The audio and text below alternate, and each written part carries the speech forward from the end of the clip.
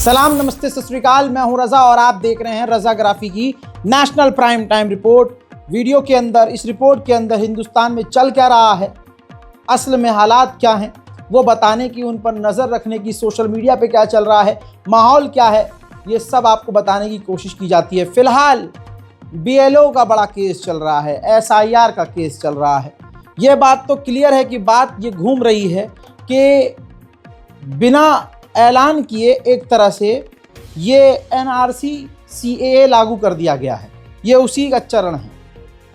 इस पर अभी सफाई नहीं आई है, ये बात घूम रही है, इस पर सफाई नहीं आई है। वहीं बता दूं कि जो बूथ लेवल ऑफिसर BLO बनाए गए हैं, उन पर ये जिम्मेदारी है कि आप नागरिकता यानी जो है वोटर ID चेक कीजिए और वोटर ID आप उनकी बनाइए जिनके डॉक्यूमेंट सही हों। अब सवाल ये है कि ये पावर BLO पर या जिस पर पावर ये दी गई है, जिसको ये पावर दी गई है, भाई वो क्या मुसलमानों को वेरीफाई करेगा? डॉक्यूमेंट आप जानते हैं हमारे देश में कितना करप्शन है।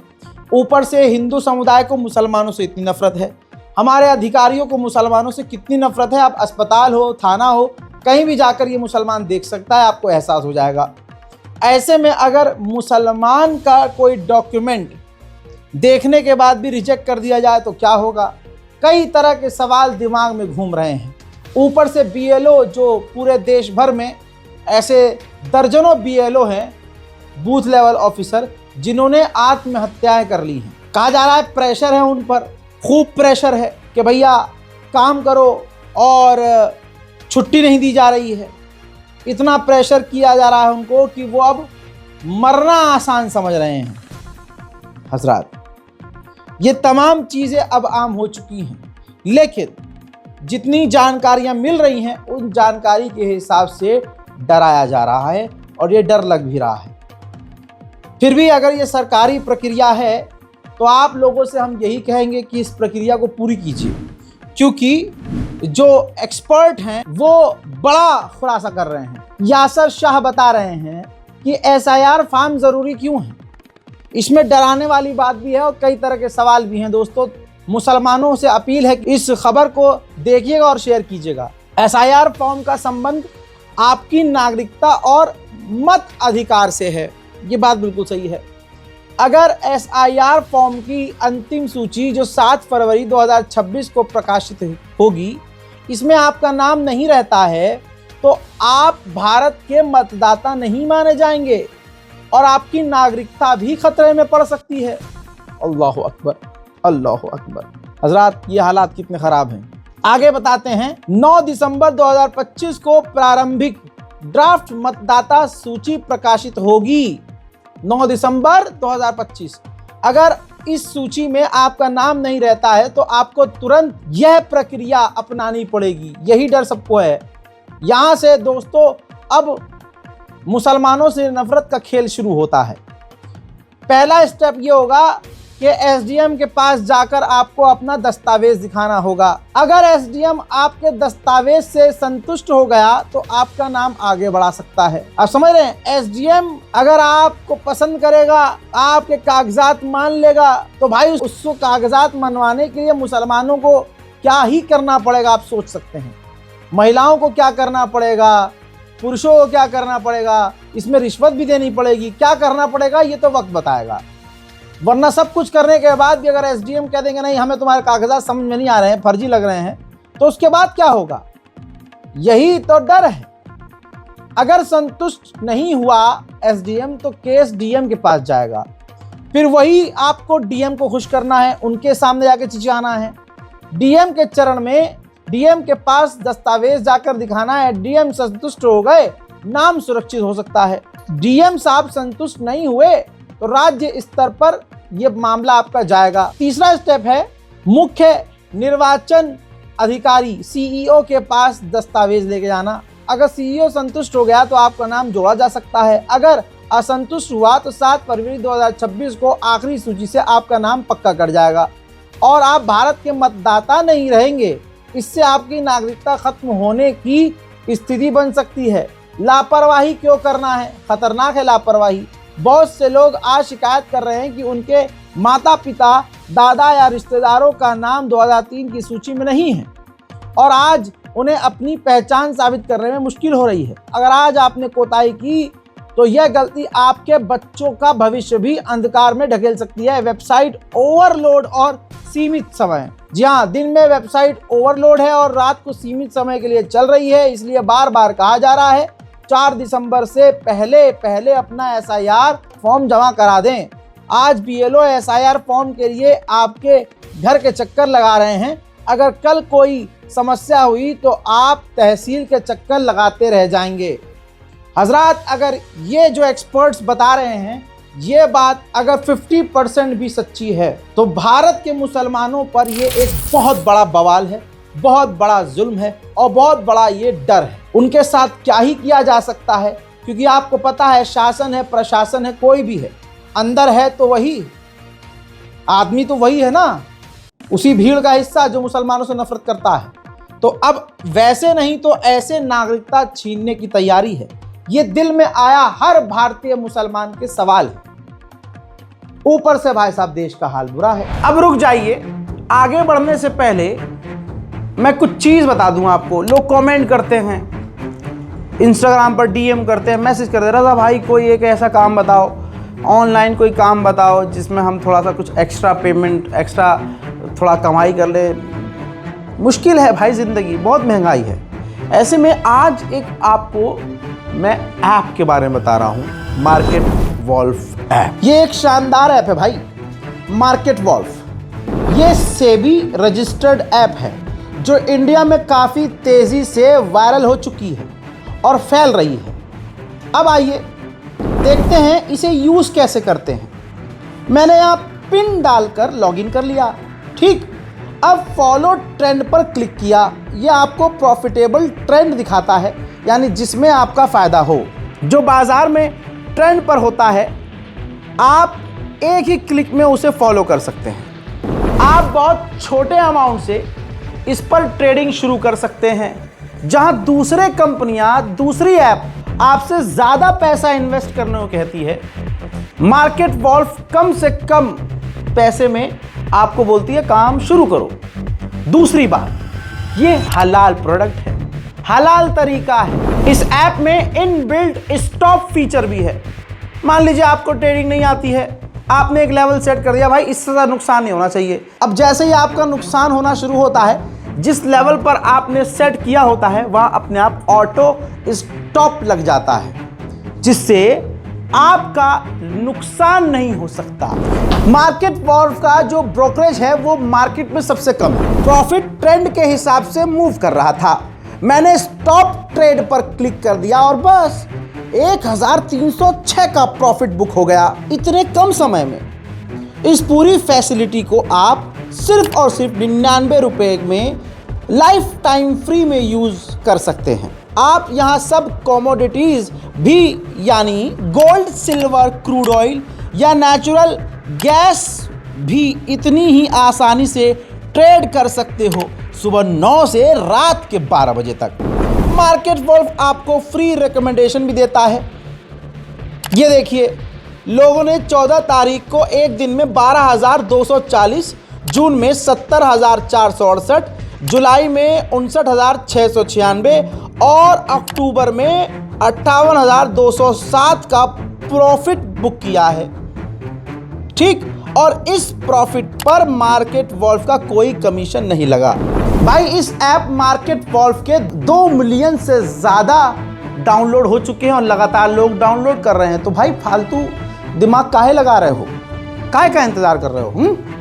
जल्दी से जाइए, डाउनलोड कीजिए। और अधिक जानकारी के लिए लिंक जो है डिस्क्रिप्शन में डाल दिया गया है। खैर, ये तो कमाई की बात हो गई, आगे बढ़ते हैं, मुद्दे पे आते हैं सीधा सीधा। इसी प्रकरण में, SIR वाले प्रकरण में, इस प्रोसीडिंग में BLO एक अहम किरदार है। पिछले 1 हफ्ते से हम देख रहे हैं कि बूथ लेवल ऑफिसर कर रहे हैं, अपने आप को खत्म कर दे रहे हैं। क्यों भाई? कहा जा रहा है प्रेशर, लेकिन दाल ही पूरी काली है। दाल में काला नहीं, पूरी दाल ही काली हो तो क्या किया जाए। मोहतरम हजरात, ये नौजवान शख्स भांडा फोड़ रहा है कि मोदी, योगी, अमित शाह, ये भाजपा इस देश के साथ, खासकर अल्पसंख्यकों के साथ कर क्या रही है। अब तो ये सीधा सीधा गुंडागर्दी और मवालीपन पर आ गए हैं। ये बता रहा है विपिन यादव, जिन्होंने आत्महत्या कर ली, बीएलओ थे, उनके ये साले हैं। साला बताता है कि उन्होंने बताया कि अधिकारी उन पर दबाव बना रहे हैं कि एसआईआर में ओबीसी वर्ग के वोट काट दिए जाएं। ओबीसी वर्ग के वोट अगर नहीं काटे तुमने तो सस्पेंड कर देंगे और पुलिस से उठवा लेंगे, नौकरी भी जाएगी, जिंदगी आजाद हो जाएगी। अब आप सोचिए कितने बड़े लेवल पर, यह भी बयान इसका भी सुनाऊंगा मैं आपको, इतने बड़े लेवल पर ओबीसी मतलब विपक्ष खत्म करने की। भाई मैं तो कह रहा था ऐलान कर दो कि मोदी राजा है, बाहर में जाए चुनाव। अबे भैया लोगों की जान तो बचेगी। अगला आदमी इतना मतलब जुनूनी है, बस उसे वो कभी जिंदगी में मरेगा नहीं। उसके वो जो है भगवान का दिया हुआ उसके पास जो है जादू है, आशीर्वाद है। वो कभी मरेगा थोड़ी ना, वो बीमार नहीं पड़ता, वो कभी इस दुनिया से जाएगा नहीं, वो तो अमर है भाई। उसे अब राजा बनना है, तो क्यों हम अपने लोगों को खतरे में डाल रहे हैं भाई। मैं तो अपील करता हूं हाथ जोड़कर चुनाव आयोग से कि ऐलान कर दें कि चुनाव देश में खत्म है और तमाम पार्टियां भंग कर दी जा रही हैं। बीजेपी भी भंग कर दो भाई, बीजेपी को भी भंग कर दो। सिर्फ 3-4 लोग राजा बने, हमारा प्रधानमंत्री मोदी जी को राजा बनाओ, अमित शाह को जो है मंत्री बनाओ, बाकी जो नेता हैं उनको अलग अलग पूरा एक तैयार कर लो यार। राजमहल, महल तो है ही आपके पास, पूरे देश का पैसा, पूरे महल आपके पास, सारे भारत की ताकत आपके पास, क्या जरूरत है भाई ये सब। इससे आम लोग मारे जा रहे हैं। सुनिए क्या कहा है इस नौजवान ने अपने जीजा के बारे में, जो बीएलओ थे और उन्होंने अपने आप को खत्म कर दिया। अगर ये बात इतनी बड़ी है तो सोचिए आपके साथ, हमारे साथ क्या हो रहा है। दिन पहले शाम को बात हुई थी, तो उन्होंने बोला कि एसडीएम, लेखपाल और बीडीओ ये तीनों मिल करके उनको बुला करके दबाव डालना है उनके ऊपर कि ओबीसी का वोट काटें और बाकी जो है और वोट बढ़ाएं। बाकी वो कहे कि हम जितना पाए हुए हैं, जितने हमको मिले हैं, हम सबका वोट बनाएंगे, अगर हैं तो, अगर नहीं है तो कोई बात नहीं, बाकी जो है हम उनको वोट बनाएंगे। लेकिन वो बार बार कह रहे हैं हम आपको सस्पेंड कर देंगे, हम आपको पुलिस से उठवा लेंगे, हम आपको ऐसा कर देंगे। वो बार बार धमकी दे रहे थे। क्या करवाना चाह रहे थे? वो ओबीसी वोटरों को वोटर लिस्ट में से एसआईआर वाला नाम कटवाना चाह रहे थे। कौन था जो दबाव बना रहा था? एसडीएम, बीएलओ और एसडीएम, लेखपाल, बीडीओ। तो आपसे उनकी कैसे बात होती थी? हमसे रात में बात हुई थी दीदी वाले नंबर से, रात में फ़ोन पे। हम बोले कि बल्कि हम सुबह आ जाएंगे, तब चल के बात किया जाएगा। तो हम सुबह पहुंचने से पहले ऐसा हो गया। तो क्या लगा था कि ऐसा होता? अभी ऐसा कुछ तो नहीं लगा था रात में। बाकी वो बोले कि प्रेशर बहुत है, काम नहीं हो पा रहा, जबकि 700 वोटरों। बताओ अब क्या बचा भाई? कुछ नहीं बचा। अभी तक वोट चोरी हो रही थी, अब वोट चोरी से मामला बहुत ऊपर हो गया। भैया ये मामला इतना बड़ा है, राहुल गांधी ने इस बयान को रीट्वीट किया है। मुझे तो इस लड़के की फिक्र हो रही है कि भाजपा इसे गायब न करवा दे, चंगू मंगू इसका कत्ल न करवा दे। राहुल गांधी ने लिखा है, हालांकि ये कोई सच्चा नहीं है राहुल गांधी, ये खुद झूठा आदमी है, लेकिन लिखा है तो लिखा है, खबर के तौर पे आपको बता रहा हूं। मक्कारी दोनों तरफ है भाई। राहुल गांधी लिखते हैं ओबीसी वोटरों के नाम काटो वरना नौकरी चली जाएगी, दबाव, धमकी और नतीजा आखिर में डैश। एसआईआर के नाम पर पिछड़े, दलित, वंचित, गरीब वोटरों को लिस्ट से हटाकर बीजेपी अपनी मनमाफिक वोटर लिस्ट तैयार कर रही है। इलेक्शन कमीशन ऑफ इंडिया लोकतंत्र की हत्या की जिम्मेदार है। लेकिन दोस्तों, राहुल गांधी की मानसिकता जो भी हो, ये बात जो लिखी है वो सही है। इलेक्शन कमीशन ऑफ इंडिया से ये मांग कर रहे हैं, जबकि election commission of India already Modi ji के पैरों में है। ये कई बार साबित हो चुका है। तो मेरे भारत के लोगों, ओबीसी से जुड़े हुए लोगों, तुम्हारा बेड़ा गर्क हो चुका है। और जिनको ये लग रहा है कि नहीं वो मस्त हैं, सेफ हैं, तो नंबर बाबू सबका आएगा। बीएलओ अधिकारियों ने देश भर में इतने कर लिए हैं, लेकिन इसके बावजूद ये खबर, ये जितने भी गांडोली मीडिया हैं, ये एंकर, बिके हुए एंकर, आरएसएस और बीजेपी के टुकड़े पर पड़ने वाले ये जानवर एंकर, ये सब खामोश हैं। लिस्ट जारी करूं। लिखा है SIR का जाल, गुजरात के BLO अरविंद ने की आत्महत्या, गुजरात BLO रमेश की मौत, गुजरात के BLO सहायक उषाबेन की मौत, गुजरात BLO सहायक कल्पना पटेल की मौत, गुजरात BLO डिंकल की मौत, केरल BLO अनीश ने अपने आप को खत्म किया, राजस्थान के BLO ने मुकेश ने अपने आप को खत्म किया, राजस्थान के एक और BLO हरिओम उन्होंने अपने आप को खत्म कर दिया, राजस्थान के SIR सुपरवाइजर शांतराम की मौत हो गई है, मध्य प्रदेश के BLO उद्यान ने अपने आप को खत्म कर दिया है, मध्य प्रदेश के BLO भुवन की मौत हो गई है, मध्य प्रदेश के BLO रमाकांत की मौत हो चुकी है, मध्य प्रदेश के BLO सीताराम की मौत हो चुकी है, मध्य प्रदेश के BLO मनीराम की मौत हो चुकी है, मध्य प्रदेश के BLO सुजान सिंह की मौत हो चुकी है, पश्चिम बंगाल के BLO शांति ने अपने आप को खत्म कर दिया है, पश्चिम बंगाल के BLO निमिता की भी मौत हो चुकी है, पश्चिम बंगाल के रिंकू तरफदार ने भी आत्महत्या कर ली है, उत्तर प्रदेश के BLO विजय कुमार वर्मा की मौत हो चुकी है, तमिलनाडु के BLO जहिता ने खुद को खत्म कर दिया है, उत्तर प्रदेश के BLO विपिन यादव ने अपने आप को खत्म कर दिया है, उत्तर प्रदेश के लेखपाल सुधरता ने अपने आप को खत्म कर दिया है, तमिलनाडु के आंगनवाड़ी सेविका ने अपने आप को खत्म कर दिया है और लगातार ये जारी है। देख लिए पूरी लिस्ट जारी की गई है।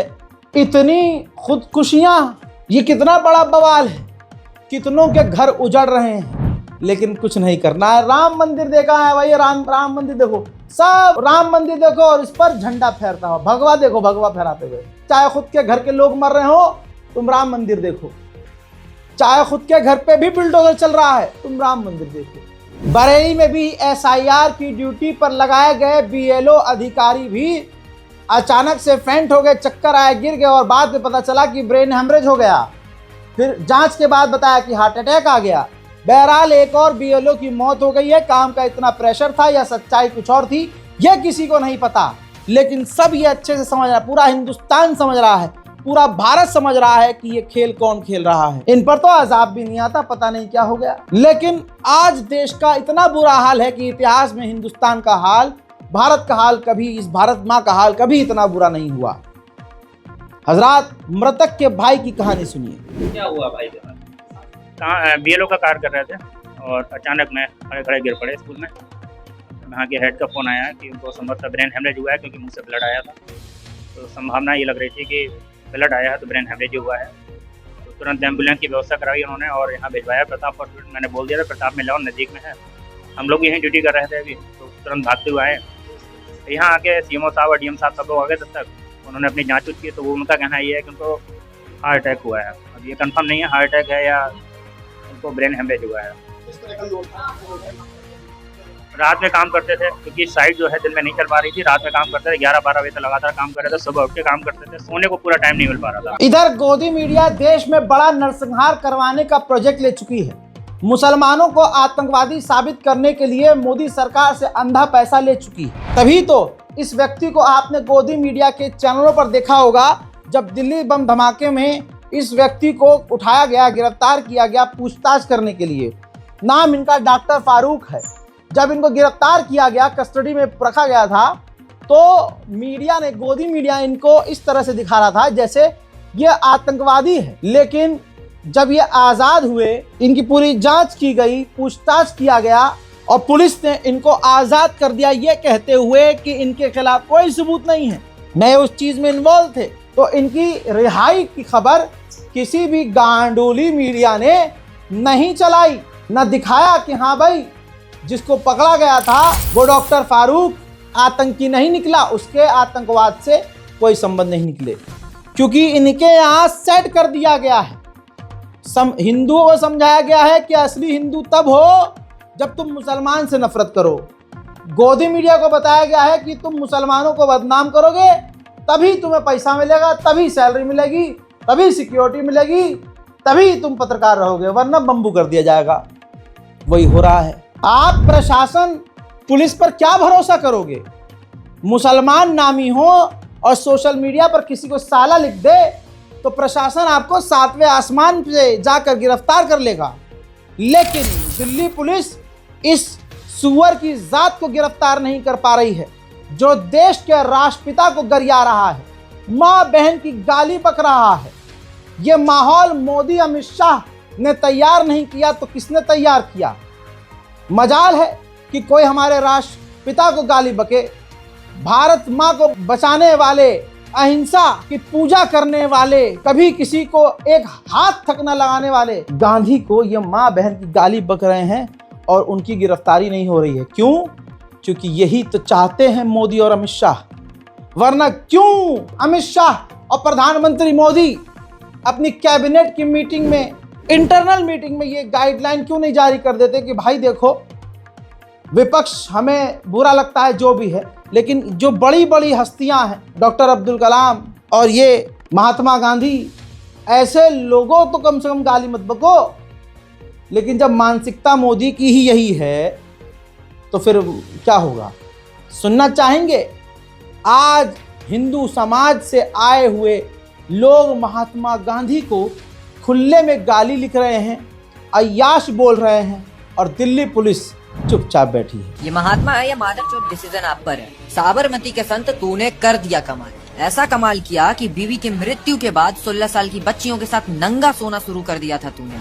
ये है तेरी महानता। और जो बात मैंने अभी बोली है किसी सुप्रीम कोर्ट के जज के अंदर हिम्मत तो ये बात बोल के दिखाए। ये कैसा दोगला भूल वाला महात्मा था जो बोलता है कि अगर मुसलमान हिंदुओं को मारना चाहते हैं तो हिंदुओं को मर जाना चाहिए और उससे जो रूल स्थापित। ये बंदा गिरफ्तार नहीं होगा, आपको पता है, क्योंकि पसंद, यही तो पसंद है आरएसएस और बीजेपी को, गांधी को गाली बकने वाले, महात्मा गांधी को गाली बकने वाले। और पुलिस गिरफ्तार इसलिए भी नहीं करेगी क्योंकि नाम हिंदू है। मुसलमान होता तो इसकी 7 पुश्ते जेल में फेंक देते। हालात हमारे मुल्क के इतने बुरे हैं, लेकिन इसमें भी मुझे मजा आ रहा है क्योंकि लग चुका है सबका नंबर, लग गई है आग और आ रहे हैं सभी घर जद में।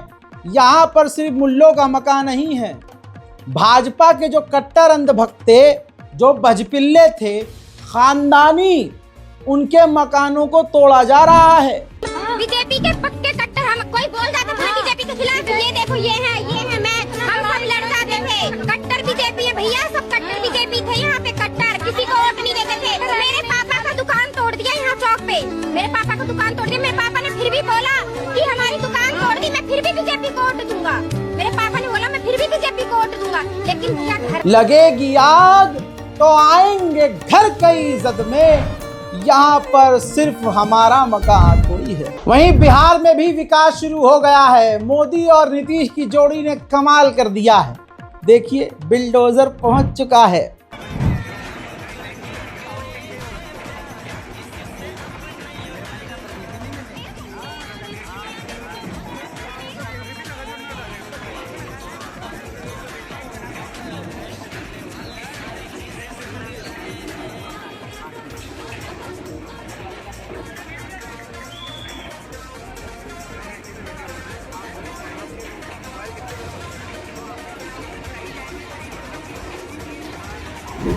सोशल मीडिया पर, ट्विटर पर बाढ़ आ गई है।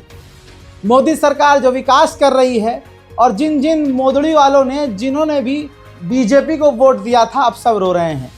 आग लग गई है, घर सबके जल रहे हैं। और दबाओ बीजेपी का। अब बताओ, अगर मोदी जी ऐसे कर रहे हैं, हाँ। अगर हमें पहले मालूम होता मोदी जी ऐसा करेंगे तो हम तो उनको वोट ही नहीं देते हैं। मोदी जी इतना गलत किए हैं। अगर ऐसे मोदी जी करेंगे, अगर सरकार ऐसे कर रही है, सब जगह का झुग्गी झोपड़ी तोड़ रही है, तो हम गरीब आदमी जाएंगे कहाँ बताओ? ठीक ऐसे ही बिहार के समस्तीपुर में बिल्डोजर एक्शन शुरू हो चुका है। पूरा बिहार तोड़ डालो मोदी जी, पूरा बिहार तोड़ डालो।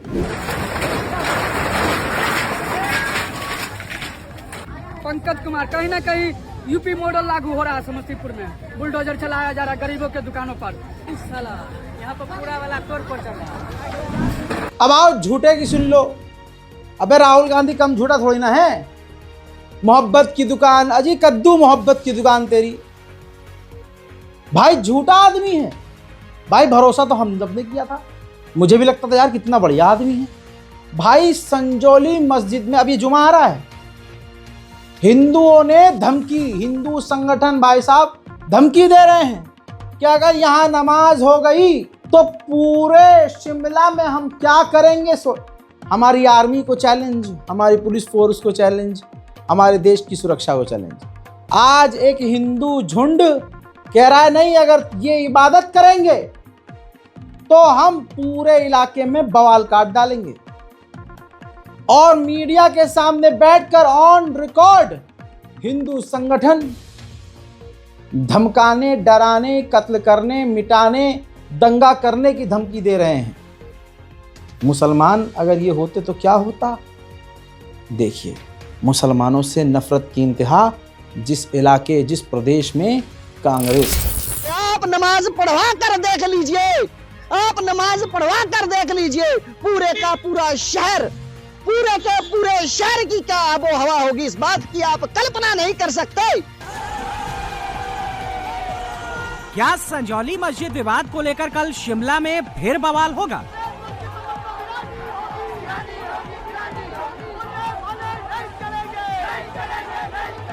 इस शुक्रवार को संजौली मस्जिद में नमाज नहीं होने दी जाएगी। हमारी पूरी तैयारी है, हिंदू समाज जो है पूरी ताकत के साथ। भैया इतना ही नहीं, ये तो बहुत कम है। धरना प्रदर्शन मुसलमानों के खिलाफ नारेबाजी करते हुए, जहर उगलते हुए शिमला में हो रहा है। संजौली मस्जिद को बिल्कुल बाबरी, अबे हमसे क्या बाबरी नहीं बची, हम गली की मस्जिद नहीं बचा सकते। हमें अपना सारा दम दिखाना है कहां पर? हाँ, अपने चाचा की जमीन छीनने में। हमें अपना दम कहां दिखाना है? घर की औरतों पर। हमें अपना दम कहां दिखाना है? मुसलमानों पर ही। स्कूटी से छू जाए और तबाही मचा देंगे। लेकिन एक मस्जिद पूरे हिंदुस्तान के मुसलमान मिलकर बचा नहीं पा रहे। इसके बावजूद ये मुसलमान कांग्रेस करते हैं। जी कद्दू का कांग्रेस बोला राहुल गांधी। इतनी सी थोड़ी बहुत इज्जत थी इस आदमी की, वो भी मैंने आज थूक दी। थूक, जो करना कर लो। भाई बहुत बढ़िया आदमी मानता था मैं राहुल गांधी जी को। अरे भाई बहुत बढ़िया आदमी, ये है वो। अब देखिए कहाँ है मोहब्बत की दुकान। देखिए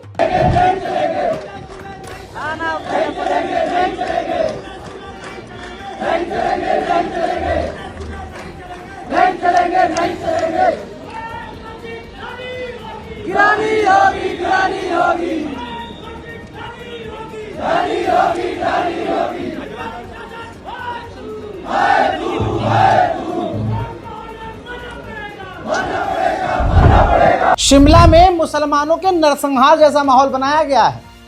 अगर मस्जिद सरकार ने नहीं तोड़ी तो माहौल वही है कि बाबरी जैसे इन्होंने खुद जाके तोड़ी थी, वैसे ये खुद तोड़ देंगे। और हर बार इसी तरह से ये हमारी मस्जिद तोड़ते आए हैं और हम चुपचाप तोड़वाते आए हैं। मुसलमानों में कोई ऐसा वकील पैदा नहीं हुआ, ऐसा कोई जीदार पैदा नहीं हुआ जो कहे कि चलो ये लड़ाई मैं लड़ूंगा। छोटे मोटे बेचारे वकील जिनके पास नहीं है इतनी पावर, नहीं है इतना एक्सपीरियंस, वो भले ही कूद के बेचारे आगे आ रहे हैं। लेकिन जो अल्लाह ने जिनको नाम दिया है, इज्जत दी है, पैसा दिया है, वो पीछे हैं। क्या करें? कोई इन्फ्लुएंसर बोल रहा है हमारे लिए मुसलमान। अरे भाई ये भाई मैं बहुत बहुत प्यार करता हूँ। सेवेंजर्स हो, शदाब जकाती हो, पहली बार नाम ले रहा हूँ। बहुत सारे लोग हैं ऐसे इन्फ्लुएंसर्स, हमारे बहुत सारे लोग हैं। अल्लाह उन्हें सलामत रखे, हर इंसान कामयाब हो भाई। लेकिन सवाल और दुख मेरा इनसे यही है, फिलिस्तीन के लिए कभी कुछ बोले? चलो नहीं बोले। अरे हिंदुस्तान के मुसलमानों के लिए कुछ बोले? नहीं बोले। बोलेंगे? नहीं बोलेंगे। क्यों? क्योंकि 1 मिनट में करियर खत्म हो जाएगा इनका, इनको यही डर है। तो जिनको दुनिया से प्यार है, जिनको सिर्फ उनके लिए दुनिया ही सब कुछ है, वो भाई आखिरत का क्या ही सोचेंगे? वो आपके ऊपर हो रहे जुल्म पर क्या बोलेंगे, क्या सोचेंगे? अपना काम बनता, भाड़ में जाए जनता। क्या इनको पता नहीं है कि ये होगा? शदाब जगाती की एक बात बड़ी अजीब लगी, दिल दुखा। शदाब, वही 10 वाला बिस्कुट, अल्लाह ने नाम दिया, इज्जत दी, शोहरत दी। अल्लाह उन्हें और कामयाब करे और अल्लाह उन्हें हिदायत दे। अल्लाह ने उनको अचानक ही उनके पास पैसा आ गया और अल्हम्दुलिल्लाह वो उनकी मेहनत का था। भाई अगले ने की मेहनत, बनाया कंटेंट, बहुत टाइम से कंटेंट बना रहे थे, हो गया वायरल, बादशाह ने कर दिया वायरल और उसके बाद सितारे चमक गए। अभी जब सब कुछ है इनके पास, घर, गाड़ी, पैसा, शोहरत, ना सब कुछ है, तब इस मुकाम पर आकर अब अपनी बेटी को नचा रहे हैं। वो छोटी सी मासूम बिटिया देख के मेरा दिल दुखा, ऐसे लगा कि बस मैं तो उन्हें अपना मान रहा था।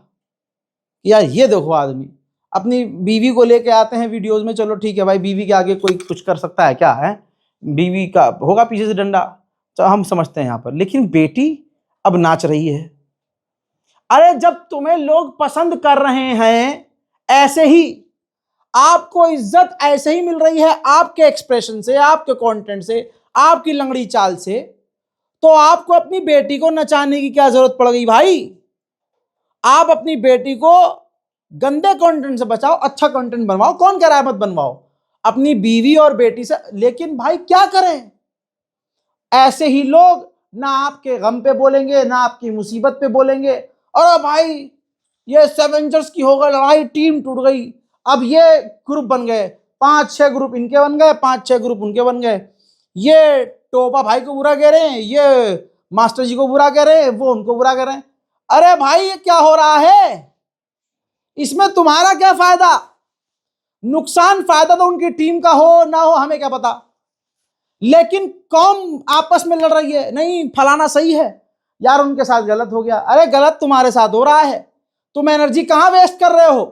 जाके नमाज पढ़ो, रोजा करो, कॉमेडी देखनी है, और भी क्रिएटर है, देखो आराम से, वो उनका मसला है, वो एक दूसरे के खिलाफ नहीं बोल रहे, उनके समर्थक अगर एक दूसरे, भाई क्यों फसाद पैदा कर रहे हो? अल्लाह ताला फसाद डालने वालों को पसंद नहीं करता। हस्बी अल्लाह व निअमल वकील। आज के नेशनल प्राइम टाइम में इतना ही। इस रिपोर्ट को शेयर जरूर कीजिएगा, अपनी राय कमेंट सेक्शन में जरूर लिखिएगा। फिर से याद दिला रहा हूं, मार्केट वॉल्व के बारे में आपके फायदे के लिए बताता हूं। 2 मिलियन लोग डाउनलोड कर चुके हैं और लगातार कर रहे हैं, इस पर चर्चाएं भी हो रही हैं, लोग इसका फायदा उठा रहे हैं। कमेंट सेक्शन में मैंने लिंक डाल दिया है, डाउनलोड कर लीजिएगा, सिर्फ लिंक पर क्लिक करना है, और डिस्क्रिप्शन में भी मैंने लिंक डाल दिया है डाउनलोड का, क्लिक कीजिए, डाउनलोड कीजिए, कुछ कमाइए। जय हिंद।